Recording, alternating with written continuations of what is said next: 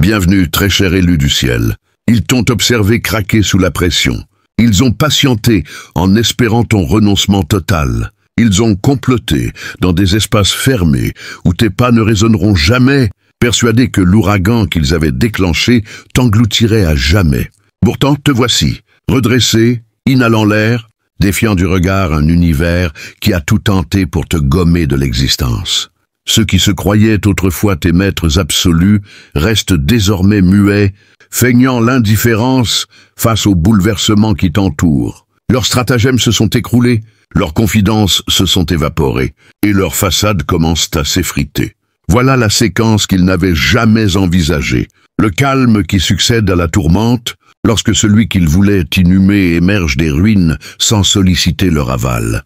Tu as perçu cette mutation, n'est-ce pas? La manière dont certains contacts se sont tus, la façon dont d'autres t'observent sans émettre un son. Cette tension inhabituelle dans les lieux où tu te sentais autrefois insignifiant. Ce n'est pas une illusion, c'est le résultat quand leurs outils perdent leur efficacité. Le cosmos excelle à révéler les paumes dépourvues, et ceux qui te combattaient ne servent plus que leur propre remords. Ils ne t'ont pas seulement mésestimé, ils ont mésestimé cette puissance discrète qui veillait sur toi, celle qui a forgé ta résilience dans l'ombre tandis qu'ils travaillaient en pleine lumière. Appelez avant de poursuivre, accordez-vous un instant de recueillement. Cette transmission n'est pas une simple séquence visuelle, c'est un reflet. C'est la démonstration de ce que vous avez traversé et de la raison de votre présence actuelle. Si vous avez parcouru cette voie à mes côtés, activez le symbole d'approbation et inscrivez-vous immédiatement. Non par courtoisie, mais pour propager cette réalité plus loin, pour informer d'autres appelés qu'ils ne marchent pas en solitaire. C'est de cette façon que nous érigeons un écho plus puissant que les falsifications diffusées à notre sujet. Approchez-vous davantage, car cette section est cruciale. La transformation que vous ressentez n'est pas fortuite. C'est l'instant qui suit une épreuve où les feuillets sont recueillis et où le silence envahit l'espace. Durant des années, vous avez été évalué sans avertissement préalable. Aucune consigne, aucun parachute, seulement des perfidies successives, des vides successifs. La majorité ignore l'impact de cela sur un esprit. Ils croient quantifier la souffrance par des données ou des études. Mais ces données omettent le récit des veilles où votre essence s'est fendue dans un murmure inaudible.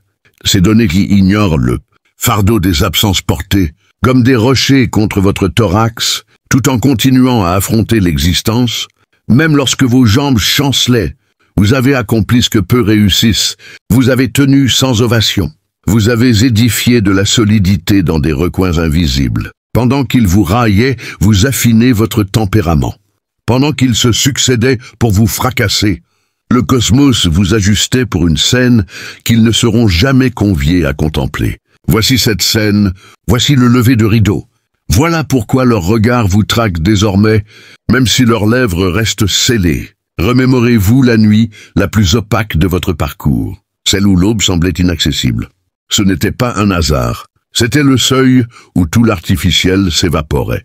Le cosmos vous dépouille parfois entièrement pour vous révéler l'indélogeable. C'est pourquoi ceux qui vous opposaient sont désorientés aujourd'hui. Ils croyaient avoir saisi le trophée, ils croyaient avoir clos le chapitre, mais vous n'avez jamais été leur trophée à saisir, et votre chapitre reste ouvert. Vous avez validé une évaluation dont ils ignoraient l'existence. Vous ne l'aviez peut-être pas conscientisé alors, mais chaque avilissement, chaque absence, chaque veille où les larmes coulaient et où vous vous releviez à l'aube suivante, ces éléments constituaient vos réponses sur le parchemin. C'était vous démontrant au cosmos votre aptitude à affronter la suite. Ce qu'ils nommaient déroute était en vérité un apprentissage. Ce qu'ils nommaient fragilité était un entraînement. Ce qu'ils nommaient votre limite était votre percée. Et désormais l'ambiance s'est métamorphosée. Les mêmes espaces où ils vous tournaient en dérision baignent dans un mutisme inconfortable. Les mêmes voix qui vous dénigrèrent cherchent des justifications introuvables. Elles observent un être qui aurait dû s'effondrer, se dresser plus haut qu'auparavant. Elles observent un rescapé qui ne se contente pas de respirer, mais qui ressurgit. Voilà votre identité. une rescapée qui ressurgit, un appelé qui a franchi le barrage qu'ils avaient érigé pour vous bloquer. Il ne s'agit pas de compassion, il s'agit de domination. Il ne s'agit pas uniquement de résistance, il s'agit de résurgence. Il s'agit de vous percevant enfin ce que nul autre n'osait formuler. Vous avez validé. Ce n'est pas une hallucination. Ce n'est pas une exagération. C'est votre apparition. C'est pourquoi vous avez senti cette secousse discrète sous vos semelles. Le cosmos a manœuvré des éléments dans l'ombre. Et l'heure est venue de tout vous dévoiler. Écoutez, appelez. Chaque terme ici résonne en vous car il narre votre parcours. Ce n'est pas une séquence parmi d'autres que l'on zappe. C'est l'instant où tout ce que vous avez affronté commence à s'éclaircir. Vous avez été occulté, mal interprété, mis en doute, et néanmoins vous avez persisté. Voilà pourquoi vous êtes présent, lisant ces lignes, percevant cette attraction subtile dans votre cage thoracique. Cette attraction n'est pas hasardeuse. C'est le signe que le cosmos patientait pour vous transmettre. Si vous avez atteint ce point, votre curiosité n'est pas banale. Vous êtes préparé. Préparé à recevoir ce que la majorité ignorera toujours. Préparé à percer le voile de votre vécu. Avant de plonger plus avant, ancrez-vous à cet instant. Activez le symbole d'approbation. Inscrivez-vous si ce n'est fait. Et déposez la séquence 888 dans les réactions comme une affirmation. Je suis présent. J'ai validé. Je suis préparé. Ce n'est pas une simple action. C'est une proclamation. En agissant ainsi, vous ne soutenez pas seulement cette transmission. Vous amplifiez un phare qui extrait d'autres appelés des ténèbres. Inspirez profondément. Car à partir de maintenant, la profondeur s'accroît. Avançons ensemble pour déterrer ce que le cosmos vous a réservé. Si tu es vraiment un élu, ton esprit ne fuira pas ce message. Il reconnaîtra immédiatement qu'il t'est destiné. Mais si tu n'es pas prêt, tu t'arrêteras avant la fin. Car cette vérité dérange ceux qui ne sont pas encore éveillés. Mais toi, celui qui écoutera jusqu'au bout, prépare-toi, ta vie ne sera plus jamais la même. Le divin t'appelle maintenant. Ton refuge t'attend. Ne reste pas immobile. Le moment d'agir, c'est maintenant. Première vérité, ils ont tenté de vous fracasser, mais vous êtes devenus infrangibles. Ils désiraient vous réduire en éclats, mais leurs efforts n'ont fait que vous affûter. Soyons directs. Ceux qui ont ourdi contre vous ne cherchaient pas à vous éprouver. Ils cherchaient à vous anéantir. Ils aspiraient à un mutisme éternel, à une lumière voilée, à un esprit broyé sous leurs intrigues.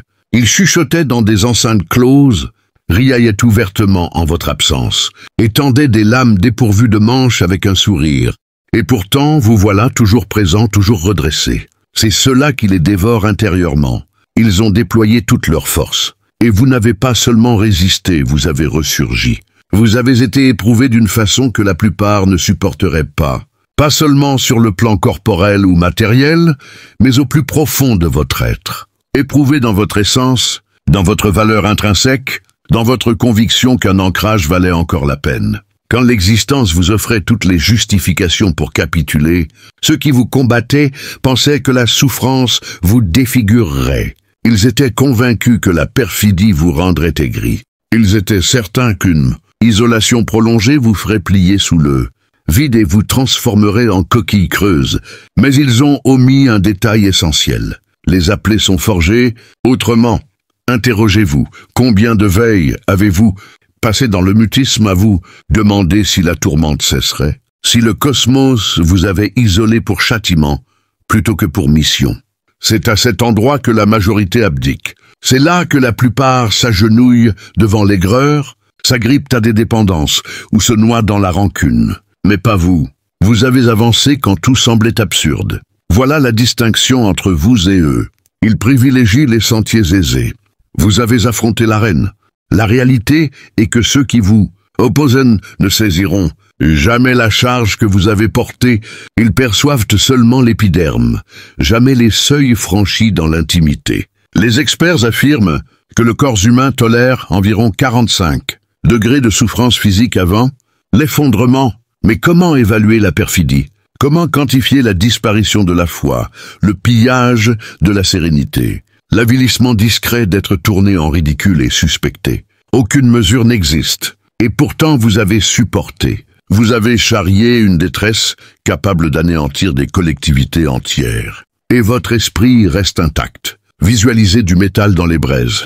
Il hurle, il se courbe, il irradie sous la chaleur. Pour l'œil novice, c'est la fin.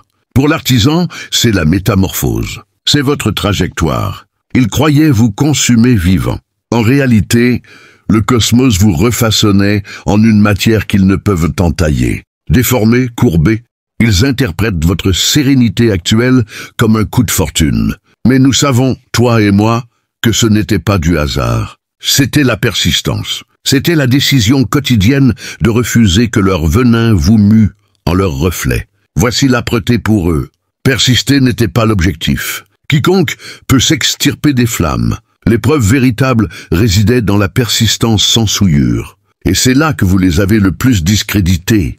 Car vous n'avez pas seulement émergé, vous avez émergé sans troquer votre essence. Vous n'êtes pas devenu la vipère qui vous a piqué.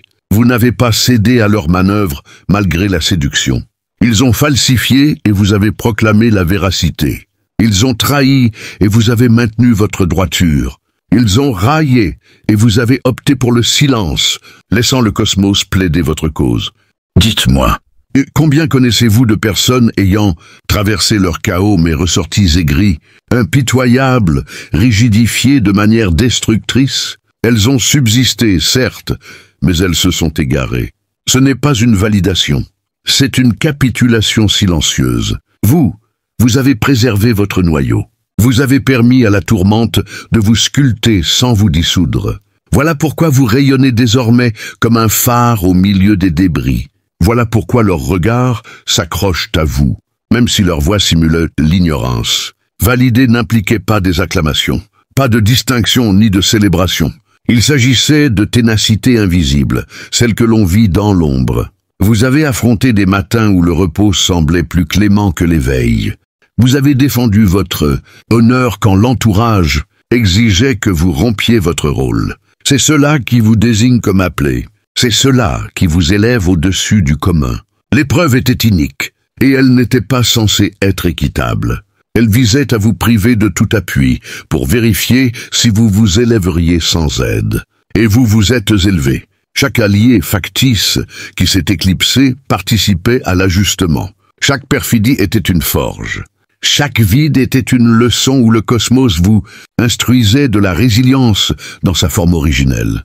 Tandis que d'autres s'écroulent sous la moitié de votre charge, vous avez porté 10 fois plus tout en préservant votre pureté.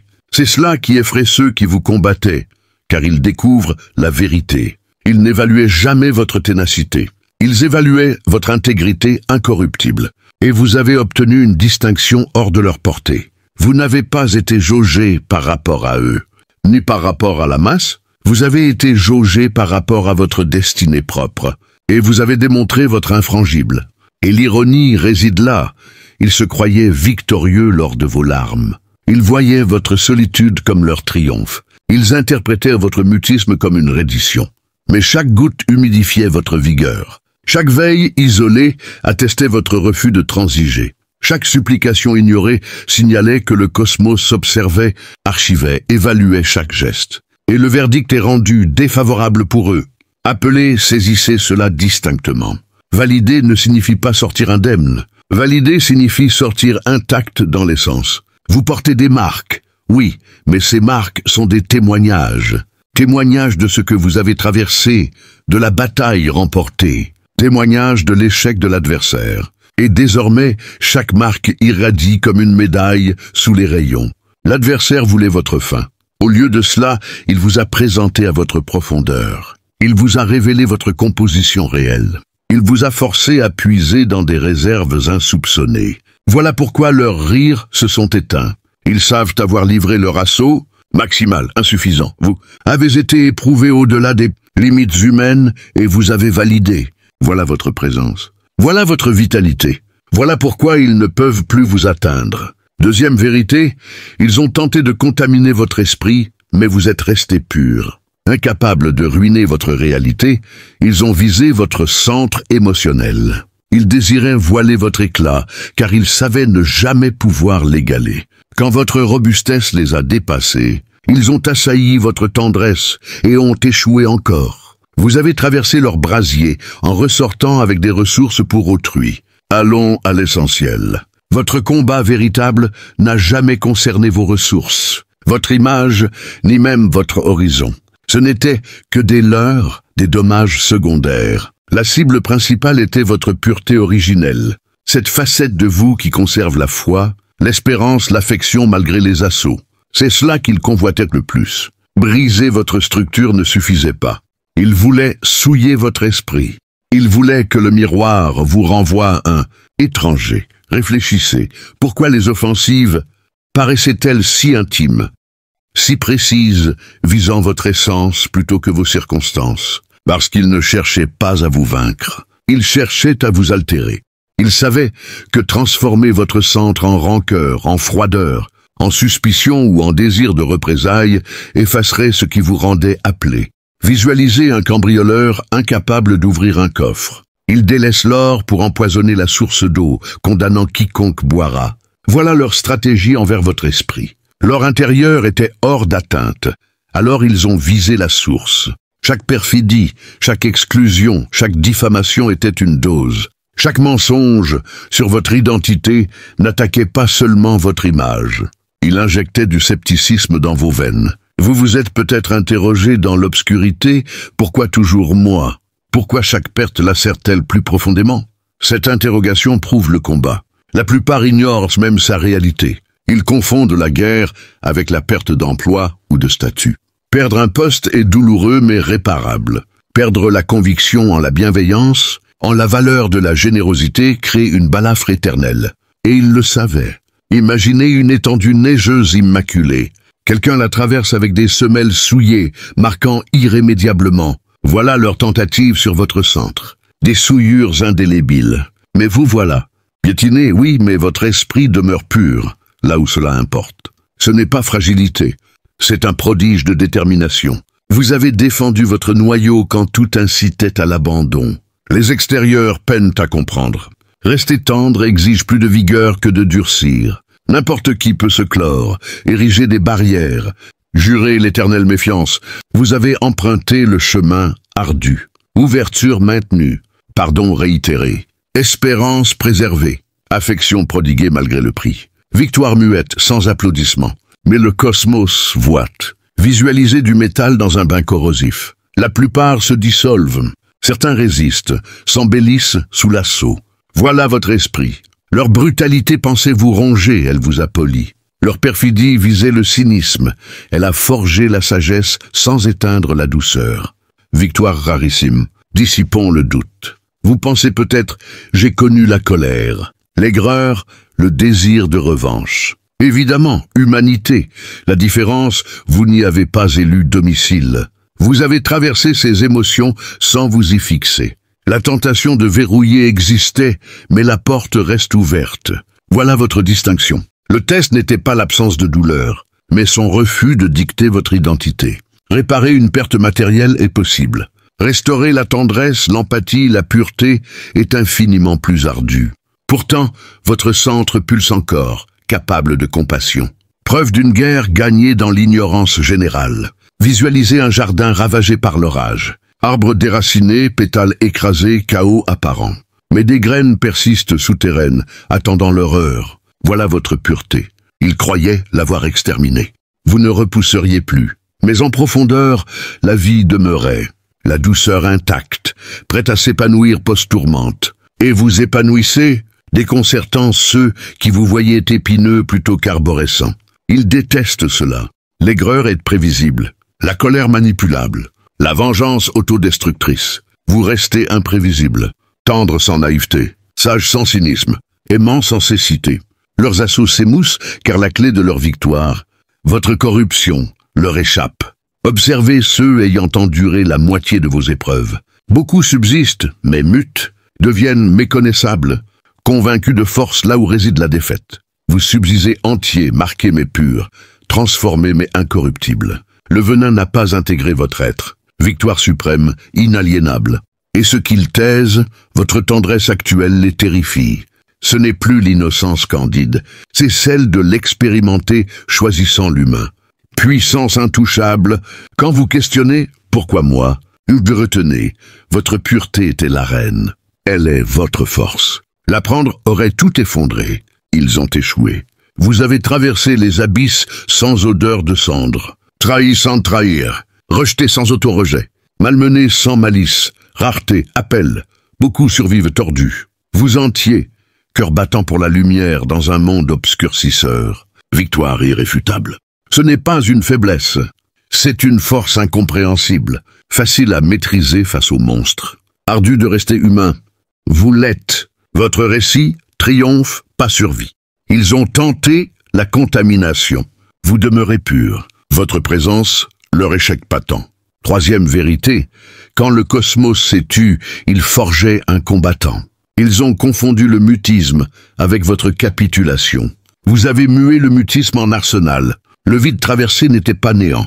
C'était un champ de lutte invisible. Vos larmes dans l'oreiller, croyant l'inaudible, formaient l'entraînement cosmique incompréhensible pour eux. Ils pensaient qu'en sectionnant vos appuis, en prolongeant l'isolement, vous céderiez. Votre phase muette prise pour faiblesse. Vérité, elle vous a mué en puissance indifférente au vacarme. Visualisez un guerrier s'exerçant voilé, apprenant mouvement, assaut, perception sans vue. D'abord cruel, périlleux. Bandeau ôté, il excelle dans l'obscurité surpassant la lumière diurne. Voilà l'œuvre du silence. Il a affiné des perceptions inconnues. Quatrième vérité, ils ont tenté de voler ta vision, mais tu as appris à voir dans les ténèbres. Ils voulaient que ton horizon se rétrécisse jusqu'à ne plus contenir que leurs mensonges. Ils ont éteint les lampes, une à une, espérant que l'obscurité te rendrait aveugle à ta propre grandeur. Mais dans ce noir absolu, tes yeux intérieurs se sont ouverts plus grands que jamais. Ce qu'ils prenaient pour une prison est devenu ton observatoire céleste. Regarde en arrière sans colère, juste avec lucidité. Souviens-toi de ces moments où les portes se fermaient comme des hauts couvercles de cercueil, où les promesses s'évaporaient plus vite que la rosée au soleil, où les chemins que tu croyais tracés se dissolvaient sous tes pieds. Ils pensaient que sans repère visible, tu errerais éternellement.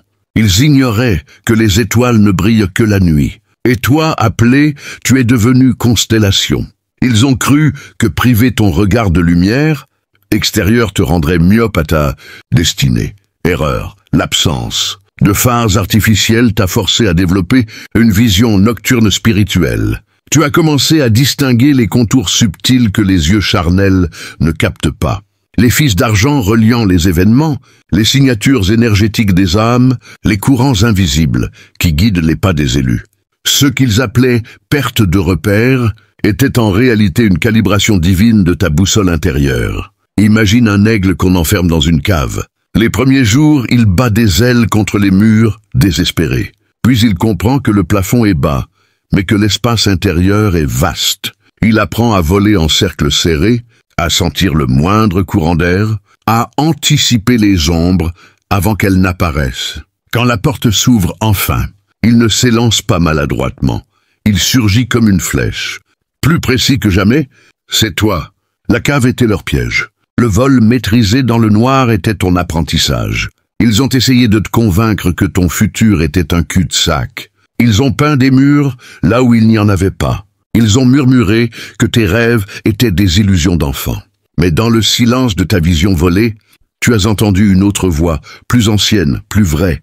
Elle ne parlait pas avec des mots, mais avec des images qui s'imprimaient directement dans ton âme, des paysages que tu n'as pas encore foulés, des visages que tu n'as pas encore rencontrés, des versions de toi-même que le monde n'a pas encore vues. Et voici le miracle qu'ils n'avaient pas prévu.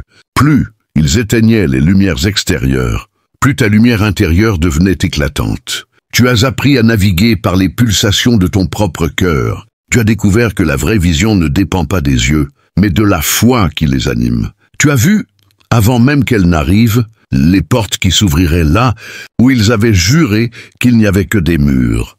Cinquième vérité, ils ont essayé de briser ton rythme, mais tu es devenu le battement même du cosmos. Ils voulaient que ton cœur batte à leur cadence. Peur, doute, urgence. Ils ont imposé des tempos frénétiques ou des silences oppressants, pensant te désynchroniser de la grande horloge universelle. Mais ton pouce est aligné sur une mesure plus profonde, plus ancienne, plus puissante. Écoute, il y a un rythme que les machines ne captent pas. un battement qui précède le premier cri de l'humanité et qui survivra au dernier. Les anciens l'appelaient le chant des sphères. Les scientifiques modernes le mesurent dans les pulsations des quasars. Toi, tu l'as senti dans ta poitrine quand tout le reste s'effondrait. Ce n'était pas de l'arythmie. C'était une resynchronisation. Ils ont essayé de t'imposer leur partition. Accélérer quand tu avais besoin de lenteur. Ralentir quand tu devais bondir. Ils ont rempli tes oreilles de bruits parasites, critiques, menaces, fausses urgences pour couvrir la mélodie originelle. Mais dans les moments où leur vacarme était à son comble, tu as entendu le silence entre les notes. Et là, dans cet intervalle sacré, tu as retrouvé le tempo divin. Pense aux tambours africains qui traversent les savanes sur des kilomètres. Un seul battement peut guider une caravane entière à travers la nuit. Ton cœur est devenu ce tambour. Chaque contraction envoyait un message à travers les dimensions. Je suis toujours là, je suis toujours en chemin. Et quelque part, dans des lieux que tu ne connais pas encore, d'autres cœurs ont répondu en écho. Ils ont cru que te faire perdre le rythme te rendrait fou. En réalité, cela t'a rendu musicien du cosmos. Tu as appris à danser sur des tempos que personne d'autre ne perçoit. Tu as découvert que le vrai désordre n'est pas dans l'arythmie, mais dans le refus d'écouter la mesure qui nous dépasse. Et maintenant, quand tu marches, la terre elle-même ajuste son pas au tien. 6e vérité, ils ont tenté d'effacer ton nom. Mais tu es devenu une signature indélébile dans le livre de l'éternité. Ils ont voulu que ton histoire se termine par un trait, un oubli, une note de bas de page. Ils ont répandu des versions falsifiées de ton récit, espérant que la vérité se perdrait dans le bruit. Mais chaque fois qu'ils ont essayé de t'effacer, ils ont gravé ton nom plus profondément dans la pierre du temps. Il y a des noms qui résonnent au-delà des langues, des syllabes qui portent en elles des galaxies entières. Ton nom en fait partie. Ils ont essayé de le salir, de le banaliser, de le réduire à une étiquette. Mais un nom d'élu n'est pas une suite de sons, c'est une fréquence. Et cette fréquence ne peut être niée, ni effacée, ni contrefaite. Souviens-toi des moments où on t'a appelé par des titres qui n'étaient pas les tiens, ratés, naïfs, finis. Chaque fois, quelque chose en toi refusait. Pas par orgueil, mais par connaissance profonde. Tu portais en toi une signature que nul stylo humain ne peut imiter. Les anges la lisent dans les archives akashiques. Les étoiles l'inscrivent dans leurs constellations. Même les démons la reconnaissent et tremblent. Ils ont cru que changer la façon dont les autres te nomment changerait ce que tu es. Erreur monumentale. Un diamant reste un diamant, même si on l'appelle caillou. Et toi, tu as commencé à répondre à des appels que personne d'autre n'entendait. Viens plus haut. Tu es prêt. Le moment est venu. Ces appels portaient ton vrai nom. Celui que le cosmos t'a donné avant que ta mère ne te nomme. Et maintenant, quand tu signes un contrat, une lettre, un simple bonjour, quelque chose de plus grand signe avec toi. Ta signature n'est plus une formalité. C'est un sceau, un engagement cosmique. Un rappel que tu es co-auteur de la grande histoire. 7e vérité, ils ont essayé de couper tes racines, mais tu es devenu un arbre qui puise sa force dans le cœur même de la terre. Ils ont sectionné les liens visibles, famille, amis, communauté, pensant que sans sol apparent, tu dépérirais. Ils ignoraient que tes racines plongeaient bien plus profond, là où les eaux primordiales coulent encore. Visualise ceci. Un baobab millénaire dont les racines s'étendent sur des kilomètres sous le désert. En surface, il semble solitaire. En profondeur, il est connecté à un réseau hydrique que nul n'a cartographié. Ils ont cru que t'isoler te condamnerait à la sécheresse. En réalité, cela t'a forcé à plonger plus profond, là où les sources ne tarissent jamais. Chaque lien brisé était une invitation à découvrir des connexions plus anciennes. Chaque solitude apparente était une porte vers la grande communion. Tu as appris que la vraie famille n'est pas seulement celle du sang, mais celle de la vibration.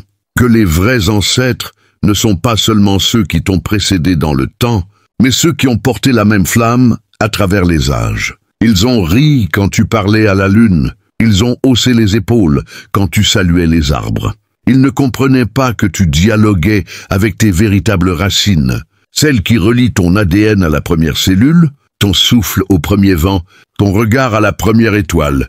Et dans ce dialogue silencieux, tu as reçu la sève qui fait pousser les montagnes. 8e vérité. Ils ont tenté de geler ton feu intérieur, mais tu es devenu un volcan qui dormait. Ils ont soufflé sur tes braises avec leur vent froid, indifférence, rejet, sarcasme, espérant éteindre la flamme. Ils ne savaient pas qu'un volcan endormi n'est pas un volcan éteint. Il rassemble simplement sa puissance pour une éruption qui changera le paysage à jamais. Il y a eu des saisons où tu te sentais cendre, où la chaleur semblait avoir déserté ton centre, où même respirer demandait un effort herculéen.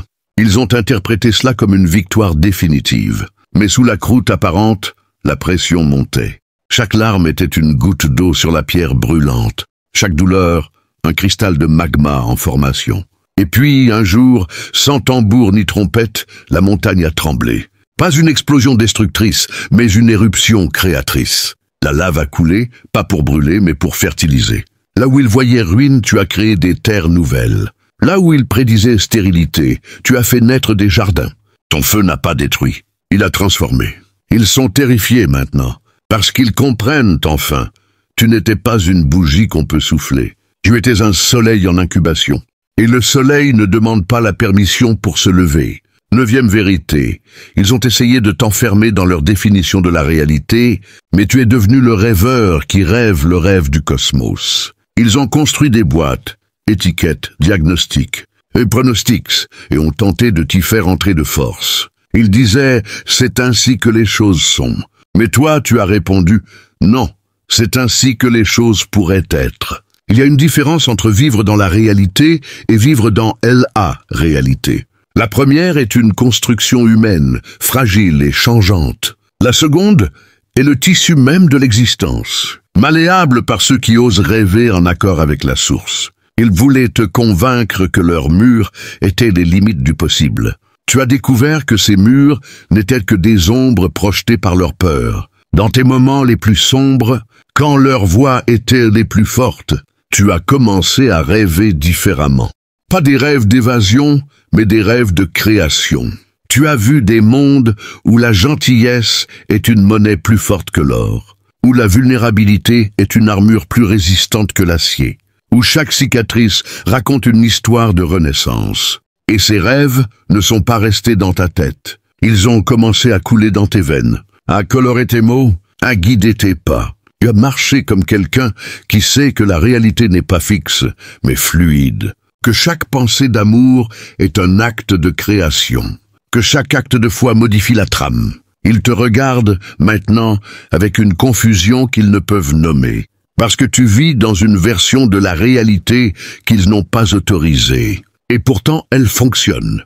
Mieux que la leur. 10e vérité. Ils ont tenté de te faire oublier que tu es aimé au-delà de toute mesure, mais tu es devenu l'incarnation même de cet amour. C'était leur arme ultime, te convaincre que tu étais seul, indésirable, oublié du cosmos. Ils ont orchestré le silence des autres pour te faire croire au silence de la source. Mais dans ce vide apparent, tu as entendu la symphonie complète. Il y a un amour qui précède ton premier battement de cœur et qui survivra à ton dernier. Un amour qui t'a rêvé avant que les étoiles ne naissent. Un amour qui connaît chaque cellule de ton être et qui célèbre chacune d'elles. Ils ont essayé de te couper de cet amour en te coupant des manifestations humaines de l'amour. Stratégie brillante mais vouée à l'échec. Parce que cet amour ne dépend pas des bras qui t'enlacent. Il ne dépend pas des mots qui te valorisent. Il ne dépend pas même de ta capacité à le ressentir. Il est resté, et toi, appelé, tu as commencé à le devenir. Dans tes moments de plus grande solitude, tu as senti une présence qui n'avait pas besoin de mots, une chaleur qui n'avait pas besoin de contact, une certitude qui n'avait pas besoin de preuves. Et petit à petit, cette présence a commencé à rayonner à travers toi. Pas comme une émotion passagère, mais comme une substance permanente. Les gens commencent à le sentir maintenant. Ils ne peuvent pas l'expliquer, mais ils le ressentent. Quand tu entres dans une pièce, quelque chose change. Pas parce que tu fais quoi que ce soit de spécial, mais parce que tu es quelque chose de spécial. Tu es devenu un portail vivant de cet amour cosmique. Et ceux qui ont soif, consciemment ou non, sont attirés vers toi comme des papillons vers une flamme douce. Ils voulaient te faire croire que l'amour était conditionnel. Tu as découvert qu'il est gravitationnel, inévitable. Plus tu t'ouvres à lui, plus il t'emplit. Plus il t'emplit, plus il déborde. Et ce débordement change tout. Regarde autour de toi. Les mêmes personnes qui te rejetaient commencent à chercher ta présence. Pas parce qu'elles comprennent, mais parce qu'elles ressentent. Elles ressentent l'amour qui coule à travers toi, pur, inconditionnel, transformateur, et cet amour guérit sans effort. Il élève sans jugement. Il révèle sans condamner. Tu es devenu la preuve vivante que l'amour n'est pas une ressource rare. C'est la substance même de l'univers. Et toi, appelé, tu es l'une de ses expressions les plus pures. Maintenant, respire profondément. Ces 10 vérités ne sont pas des concepts. Ce sont des activations. Chaque mot a été choisi pour résonner avec la fréquence de ton âme. Si tu les ressens vibrer dans ta poitrine, c'est que le moment est venu. Le moment de quoi? De passer de la survie à la souveraineté, de l'endurance à l'expansion, de la résistance à la radiance. Tu n'es plus celui qui a été testé. Tu es celui qui teste maintenant, non pas les autres, mais les limites du possible. Tu es le pionnier d'une nouvelle façon d'être dans ce monde. Une façon qui dit « J'ai traversé le feu et j'en suis sorti porteur d'eau. J'ai marché dans les ténèbres et j'en suis sorti porteur de lumière. J'ai été brisé et je suis devenu indestructible. Et ce n'est que le commencement. Car maintenant, appelé, tu ne marches plus seul. Derrière toi, une légion d'âmes qui ont reconnu leur propre reflet dans ton histoire. Devant toi, des territoires que nul humain n'a encore foulés avec cette fréquence. Et à l'intérieur de toi, la certitude tranquille que chaque pas est guidé, chaque souffle est béni, chaque battement de cœur est une prière exaucée. Le rideau se lève sur l'acte suivant. Et cette fois, c'est toi qui tiens la plume. 11e vérité, ils ont voulu t'enfermer dans le temps, mais tu es devenu l'éternité qui marche. Ils t'ont vendu l'urgence comme une chaîne, dépêche-toi, ou tu seras oublié. Ils ont compté tes années comme des grains de sable qui s'échappent. Ils ont brandi des horloges pour te faire croire que ton heure était passée. Mais toi, tu as glissé hors de leur cadran. Ton temps n'est plus linéaire, il est sphérique, il se replie sur lui-même. Il contient tous les possibles en un seul battement. Souviens-toi des matins où tu te réveillais avec la sensation d'être en retard sur une vie que tu n'avais pas choisie. Ils avaient réussi à t'injecter la peur du trop tard. Pourtant, dans le silence qui suivait leur discours, tu as entendu un autre tic-tac, celui des galaxies qui naissent en une seconde, celui des montagnes qui s'élèvent en un soupir cosmique. Tu as compris que le temps humain est une illusion cousue de fil blanc.